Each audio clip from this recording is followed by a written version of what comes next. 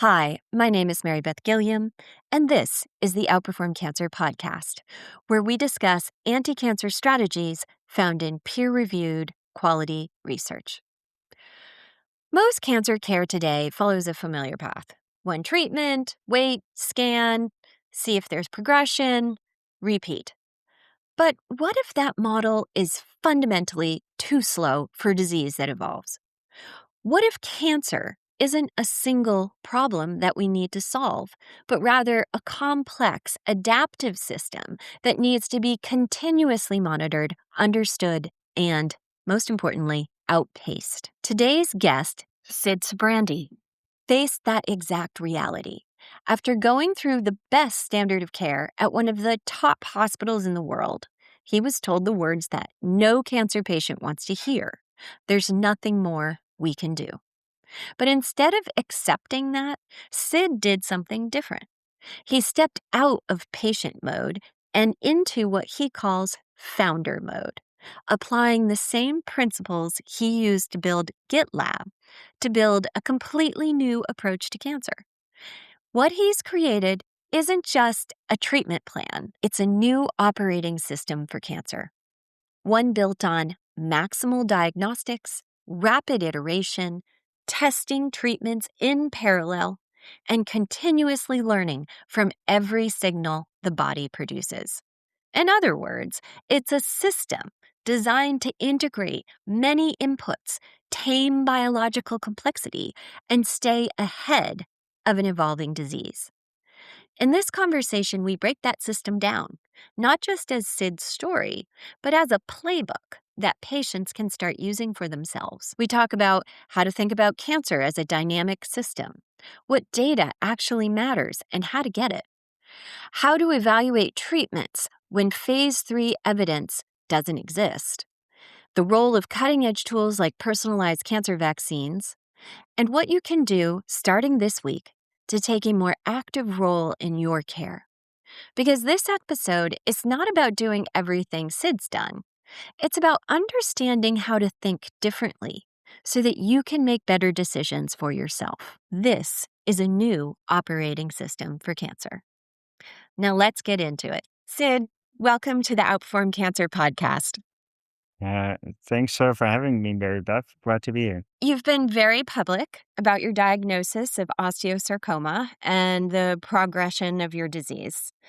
I'd like to start by asking you to talk to us about the mindset you had when you were first diagnosed and how it shifted when your medical team told you there was nothing more they could do for you. When I got the initial diagnosis, I was like, okay, I'm at one of the best hospitals in the world. I'm in good hands, and I was very qualified professionals.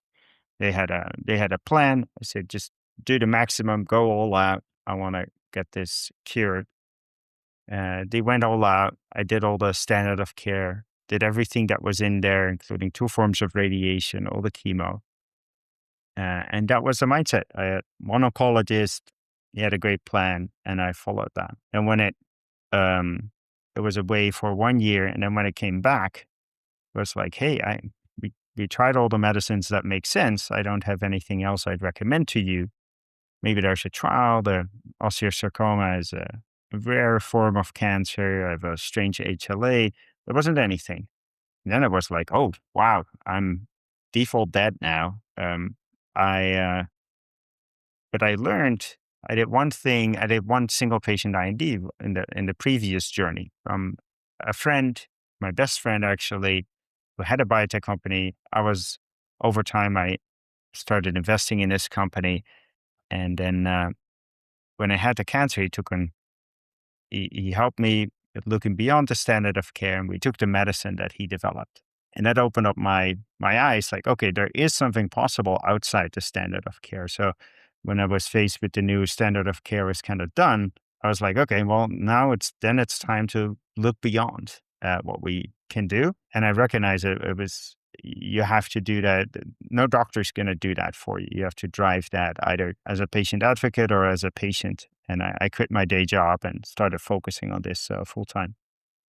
Yeah, it is a full-time job. I know what you mean. I left my job shortly after I was metastatic to focus on just, trying to stay alive. It's a tough thing to do. Looking back, do you wish that you had approached things differently when you were first diagnosed? Like, you've talked about going founder mode on your cancer once you heard the words, "There's nothing more we can do for you." Do you wish you'd gone founder mode on day one? I I think my treatment might have largely been the same, but Mhm. in hindsight, I do wish I looked beyond standard of care from day one. I think one thing that I would have loved to do is preserve more tissue. I had a big resection. It was done, in my case, because there was a lot of pain. It was done before any chemo or anything else. That's great tissue to use for sequencing. That's great tissue to do testing against off drugs, but you gotta preserve it. And all of that tissue got FFPE and is not viable for the things I'd like it to. So that's one clear thing I would have done different. And then I would have probably done more sequencing on that. This time they tested for like a bunch of factors, but I would have done whole genome. I probably would have done single cell RNA. I would have done spatial, and I would have kind of looked through that. So, thinking about those things, first, would you just define FFPE for people? I don't know that they know what that is. Yeah. So if you get your cancer resected, the hospital keeps a copy. They do that for everyone. So it's a huge cost to them, and they fixate it. Um, they fixate it with formaldehyde or whatever it's called, and they fix it in wax. And that way, it's easy for them to go back later and say, "How did this look?" Take a slice out of it. But what you can no longer do is build it up in a lab and test medicine against it, because for that you need fresh tissue. Fresh can be cooled, can be cryopreserved, but it means not dead. So, how it's preserved matters in terms of what you can do with it for the future. So, that's pretty important. And you had mentioned you would have done like more testing, like more genomic testing. And so, based on that, like, what would you have done with that information? Or, like, do you have insights into how that would have unfolded for you? What we learned is that there's a lot of FAP tissue present in the tumor. We learned that I'm high on something called MDM2. I'm not sure. I never did the replay, like what we have chosen different treatments. The Mhm. standard of care standard for a reason. Yeah. It's kind of it's proven. Mhm. It's sometimes a bit out of date, but it represents the best knowledge we had. I don't think I would have not done the things I've done. I do think I might have added some treatments to them. Yeah, that's kind of where my head is at because that's what my approach was as I was slowly kind of learning that there was more out there than standard of care, and that there was some different thinking that existed, and really expanding what I was looking at as a patient. And it was always really that standard of care is the foundation. I mean, like that, as you said, like it's been tested, there's a reason it's the standard, but thinking about layering on opportunities to show improvement. And that was just a big part of my mindset. And it sounds like it's a big part of your mindset now. Yep. And that might kind of reflect back on your background as the founder of GitLab, the software platform that many software teams use to build and test and deploy their code. I'm a little familiar with it because I used to be the chief operating officer for a robotics company that developed a lot of software. Oh, cool. I think it's interesting that both cancer and software development are very complex and adaptive systems that evolve over time and require iterative problem solving. I see a lot of parallels. I'm wondering if you can briefly describe, what GitLab Lab is for those who don't know, and how your experience building GitLab affected your approach to your cancer treatment and your vision for the future of cancer care today. So GitLab is a way to do DevOps, to build software, to plan for it, to build it, to test it, to roll it out, to monitor it, and have that informed. So it helps you make the DevOps loop. One analogy you could draw is the DevOps loop is that in software, and the faster it is, the faster you improve. I think with cancer, it's not the case today, but with cancer, you're starting to see that there's more diagnostic in the loop, and those timelines are getting down. And that's happening in a couple of ways. For example, you used to have only imaging to look at what the cancer is doing. Is it growing or shrinking?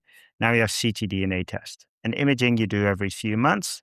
ctDNA tests you can do every few weeks because they're less intrusive and more affordable. I now take a lot of immune therapy, and we're able to kind of measure the immune system. We do flow cytometry in single cell. We'll look at like what's getting expressed in the immune system. That still requires a lot of expense and effort right now, but you could see that getting more common. And with the cancer, we've kind of taken biopsies and we do a whole genome sequencing, and you kind of see the cancer evolve, start expressing new things. We're starting to see now that some companies are able to design mRNA vaccines that take into account the cancer evolving. Like the cancer is here now, we think it's going to evolve that way, and we're going to already try to address that. Cancer cells are very similar to your own cells. So every bit of differentiation you can identify helps. We're getting much better microscopes in the form of sequencing. And we're now able to construct drugs much more easily. And that can take the form of an mRNA vaccine, which is like 2,000 base pairs, which is like, it's almost like old computer programs where you had 8 kilobytes. We're also making a CAR T drug, and there we're adding an end gate. And there are some people making kind of Turing complete drugs now, where they can account for all kinds of things. So really the cost of sequencing and construction coming down in AI is turning biology a lot more into informatics. We're not there yet. It's a lot of art involved in all of this, but it's starting to shift. Yeah, I find it super interesting at this juncture, right? Because it feels like there's a lot of things coming together to create a moment for breakthrough. And I know that you've started a number of companies recently based on your experience with your own cancer. Um, is there something you could tell us about your choice in which companies you selected, like where you're putting your effort? And why you're putting your effort there. What do you expect that impact to be on cancer care for patients? Yeah, we start companies around things that me and other patients are running into and are solving ourselves. The other thing that they say at Y Combinator about startup founders, they're relentlessly resourceful. When you put a barrier in their way, they'll try to go around it, and they'll try to figure something out. And I think we're getting more and more patients who are able to do that. And I think what's changing is that the cost of approving a medicine is now more than 1,000 times as much as dosing one patient. Cost of dosing one patient is coming down. The cost of approving a medicine is going up. So you're starting to see patients who are able to use these costs coming down to take control of their care. And we then run into all kinds of roadblocks. And then for some of these roadblocks, you're like, this was ridiculous. Like it shouldn't have been this hard. I think a good example is a company we started, Kernus. And Kernus, their specialty is the tissue hostage negotiation with the hospital. It's extremely hard to get your own tissue out of a hospital. And every non-cancer patient will be like, what is this for a ridiculous company? Because how hard can it be getting your own tissue?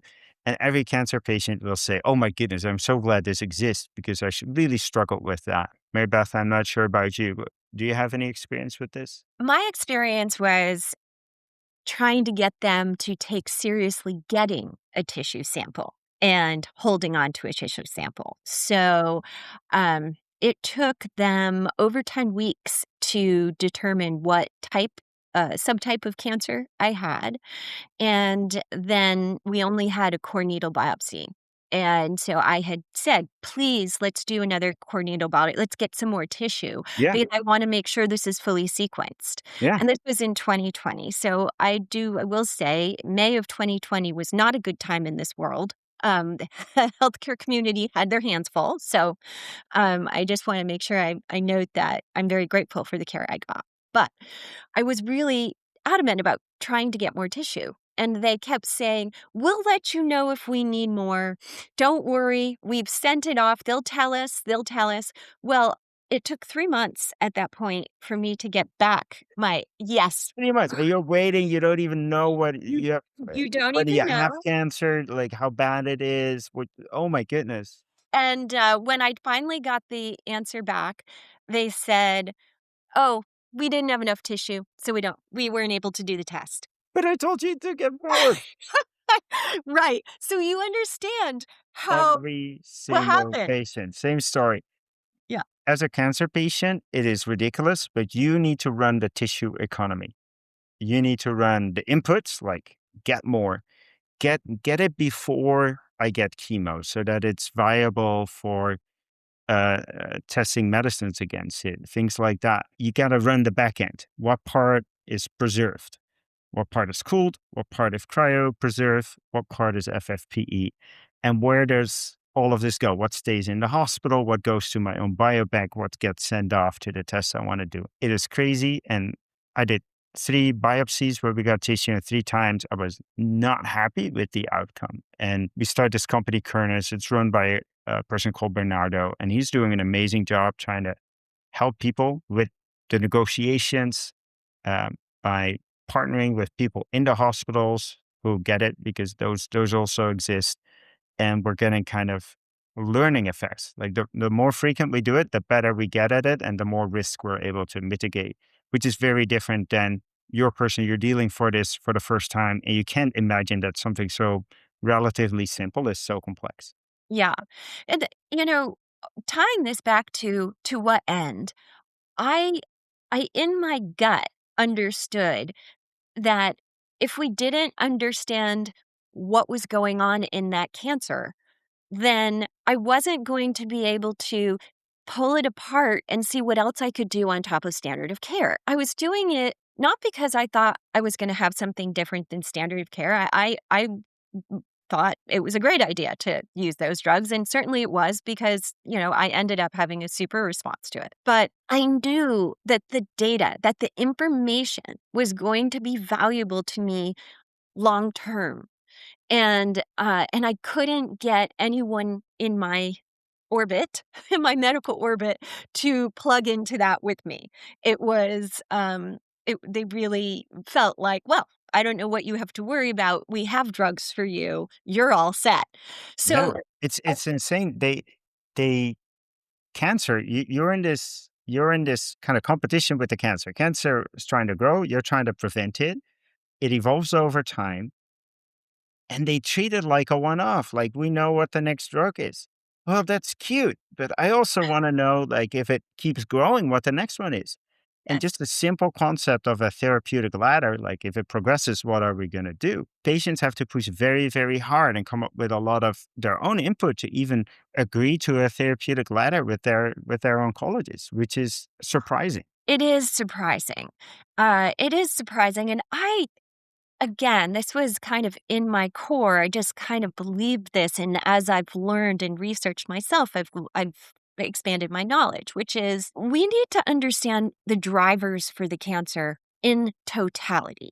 The cancer is going to keep growing if we're only shutting down half the problem or a quarter of the problem. We have to shut down all of the problem, Yeah, there's right? like billions of mutations in the cancer already. And if one of them is something that lets it escape the first drug, I have a big problem. So let's make sure we know as much as possible. But also, the medical establishment is sometimes a bit too reluctant to combine drugs. Obviously, you shouldn't combine like chemo drugs that all hit your kidneys and fry your kidney because now you're host. But if they hit different organs or have different side effect profiles, there's something to be said if you're dealing with a super deadly disease that has a very bad prognosis. I think the bar should should not be like, oh, has there been a randomized control trial to combine these drugs? And otherwise, I'm just going to say, give a blanket no. I think that is too high of a bar. Yeah, I couldn't agree more. And I do believe it is different when you have early stage disease. And in the early stage disease, if they can come to you and say, look, for most people, we can cure your cancer, you know, then it's a different risk scenario, For right? sure. But if you have metastatic disease, like I do, I'm looking at a different bell curve here. I want a better shot than the statistics say. And that's why I'm doing this podcast. That's why I've done all of this research and I continue to help patients is I know that there are things that we can layer together to improve outcomes. I'm wondering if you can talk about how you have used maybe a drug or therapies that maybe are off-label use or I believe one of the drugs that you're taking or you were taking was I think it's called Yervoy. I was just looking at I know you've made all of your data public, which was very nice of you to help everyone learn. So I was trying to understand, your progress. And that drug was not designed for osteosarcoma, right? Can you talk about how do you go about as a patient figuring out what drugs to layer on and using drugs that might be off label? Yeah. So Yervoy, that's also known as ipilimumab. It's a CTLA4 checkpoint inhibitor. There are two main checkpoint inhibitors. The most popular one is a PD-1. This is kind of the second most popular one. There's also a third most popular one. For sarcoma, there's not been a convincing trial where combining these two drugs shows that there's not been a big trial of this. So you kind of don't know. Sarcomas are notoriously hard to treat with immune therapy, probably because they're solid tumors. The tumor microenvironment is very hard for your immune system to penetrate. We looked at all the literature at length, and our conclusion was that more is more. So rather than only do a PD-1, we did a PD-1 and a CTLA4. But we added onto that an oncolytic virus that mops up the TGF beta, which helps the tumor hide from the immune system. We added an IL-15 super antagonist, and we did one more immune treatment. On top of that, the treatment we did with the radioligand, it killed most of the FAP tissue, which we suspect was signaling to the neutrophils to keep the immune system at bay. We don't know exactly whether all of this helped. We do know that the T cell infiltration in the tumor went from like 20% to 90% plus. The exact numbers are on osteosarc.com. But it greatly, a lot more T cell infiltration and also the right T cells, the CD4s. And by the way, I'm not a doctor. I might have messed some of this up, what I describe here. Please forgive me. All the data is online. Look at the data. Don't listen to me. But what we suspect is that we were able to really rile up the immune system. And then when we did the radioactive treatment, that immediately kills the cell. So it doesn't wait for division.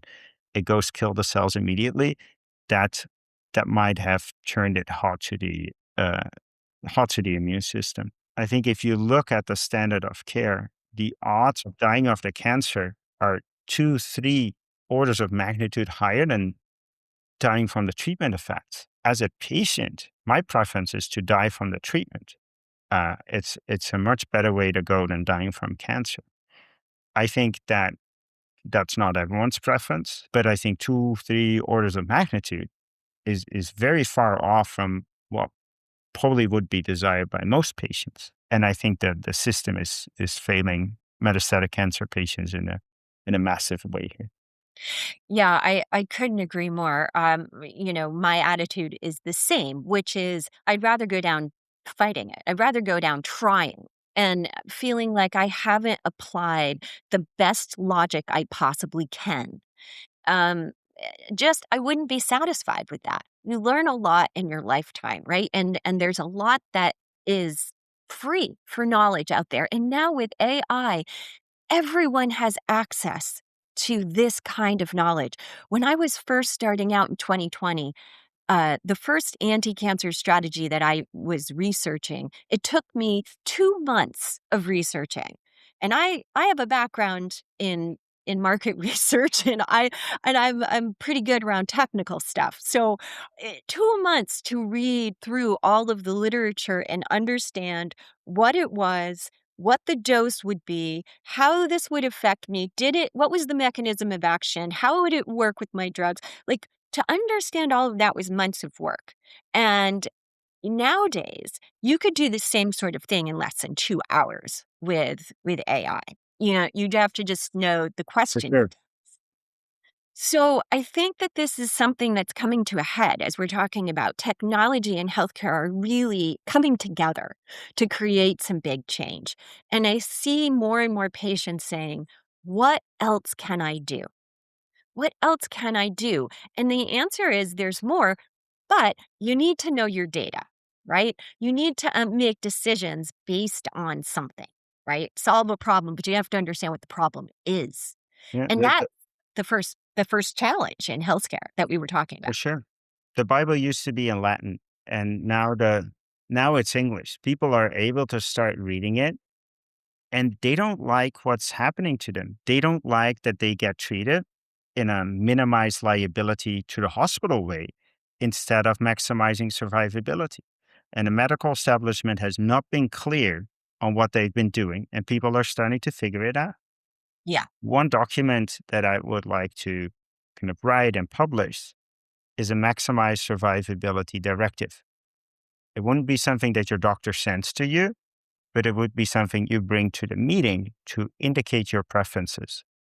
And preferably, it's signed not just by you, but also your loved ones, because doctors don't get sued by dead patients. They get sued by family members.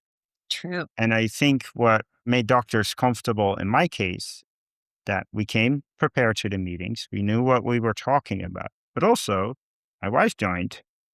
She also knew what she was talking about. She was asking really relevant, really nuanced questions. So the doctors knew that she knew exactly what we were signing up for. And that there's no way to sign away medical liability. And so I think there's a role for the patient here to get the doctors comfortable with your understanding, but much more importantly, the understanding of your loved ones, because their insurance rates are also already really expensive. They need to protect themselves, and the hospital need to protect itself. So the legal environment has put a big burden on the patient to navigate this. Yeah, it's very interesting. So I approached it a slightly different way, but I saw the same problem. And I didn't approach it from a legal perspective, which I love what you're saying with this document. I think that's fabulous. I called my medical resume. And in it, I had an objective and I had a description of why, what I thought was achievable. And that I tried to communicate that, look, I'm rational. It's not that I do not understand the diagnosis and the risks, et cetera. I do. And let me explain that to you. But I felt like it was important to tell them my mindset up front, and explain what I wanted, and so that we could be on the same page. But what I was missing was the legal aspect, and I love that you're bringing that up because that is an important one. So, do you have a company, or do you even need a company to be able to push something like that forward? Can you do that with your foundation? No, you don't need I don't think you need a company. I think we just, as a foundation, will probably just publish a text. I haven't written it. Punima, if you're listening, I'm waiting for it. But also, people, if you have ideas, or Mary Beth, if you have an idea, let's just publish something and then take it from there. I want to work with patients, and let's see what the doctors say, and let's kind of address their concerns and evolve the document over time. I think that's fantastic because one of the questions I had for you is, how does a patient go about trying to work with an oncologist if they want to color outside the lines a little bit and try to add some adjunct therapies onto Yeah. their standard of care? How do you recommend that they talk to those doctors? What do you think? How'd you do it?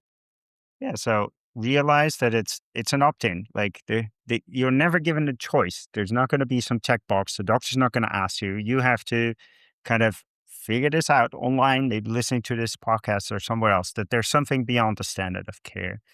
Then you have to indicate your preferences to the doctor, to typically an oncologist. And you got to understand the perspective of the oncologist. If they suggest something, there's a higher liability for them. So they're probably not going to make suggestions. Also, they might not know about everything that's available. Also, you have a lot more time to spend on your case than they have the payers only will pay for a certain number of hours. You're already going to be a very a very expensive patient in hours with all your questions and stuff like that. They're not going to research everything. You're dealing with a deadly disease. Have yourself, or if you can't, hopefully you have a loved one, either a spouse or a child, help you with that research. Use AI, put your files in it, and then start exploring what makes sense, and then start asking questions. The AI is likely to come up with suggestions. Not all of them will be great. You still need a medical professional in the loop, both to check it and get rid of the bad suggestions, but also, of course, to dose it. Now, not every oncologist is going to be open to this. So I find that a lot of them are, but let's say it's 50-50 or something like that. You might have to switch oncologists. You might have to add a new oncologist. One thing that's hard to find out is like who are providers of these things. It changes all the time. So with our foundation, we have a project called Future of Cancer Care Today, and we'll take a call with anybody who wants to look beyond. And we, on our website, but also in the calls, we're very aware of what's available in the world, and we can help you with that part. We won't coordinate your care. We're not a medical concierge service. We'll just help you see the options. That's a huge gift, a huge gift. So thank you so much for doing that as part of your foundation. I know you are at the forefront of the latest, cutting edge opportunities. And I know even as recent, I believe is like a week ago, you were at Houston Methodist getting a personalized mRNA cancer vaccine, I believe. Yeah. Can you talk about cancer vaccine technology and why cancer patients should be looking at that as something that could be very helpful, perhaps in the future? I know there's some clinical trials out there. Yeah, it's certainly not standard of care today, and I'm it's certainly not something that everyone should do. It does look like personalized mRNA vaccines for cancer hold a lot of promise. There's been some studies that show promise. There's been some studies where they don't perform well. So it's a really new area, and the efficacy is questionable. However, they tend to have a really good safety profile. So they tend to be safe. They might not help with curing you, but as long as the safety profile is effective, now it's a question of, can you get one? How much does it cost if you have to pay yourself and everything else? Or can you have the burden of traveling to it? But it's promising. And the nice thing here is we can use the sequencing data to design the vaccines. And that translation step is getting better because we're learning more as humanity. The AI keeps getting better, and I'm really excited. I have a personalized mRNA vaccine, and I'm already looking at building a new one with all the stuff we learned over the last year. So I think it's a very exciting technology, mainly because it's safer than a lot of other cancer drugs.